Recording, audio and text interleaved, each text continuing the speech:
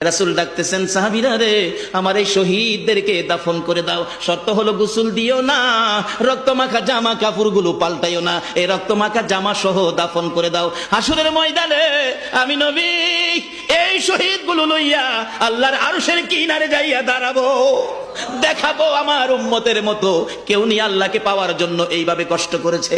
এবার দাফনের কাজ শুরু হলে কিতাব লেখে 69 জনের দাফন শেষ। 70-এর মাথায় আসওয়াদ দূরে পড়ে আছে। আমার নবী 2 কদম সামনে গিয়ে দেখে আসওয়াদ নতুন তরবারি হাতে চিত হয়ে পড়ে আছে, শহীদ হয়ে গেছে। আমার নবী ডাকে, রে আসওয়াদ, মদিনার হুর বিয়ে করতে পাঠাইছিলাম, মদিনার হুর বিয়ে করলি না, যুদ্ধের ময়দানে জীবন দিয়ে বিদায় হলে। আসওয়াদ রে, নতুন তরবারিটা হাতে রে। আসওয়াদ একজন সাহাবী বলেন, হুজুর বিয়ের বাজার করতে এসে আপনি যুদ্ধে গেছেন, খবর পাইয়া বিয়ের বাজারের টাকা দিয়ে যুদ্ধের বাজার করেছে, আসওয়াদ শহীদ হয়েছে।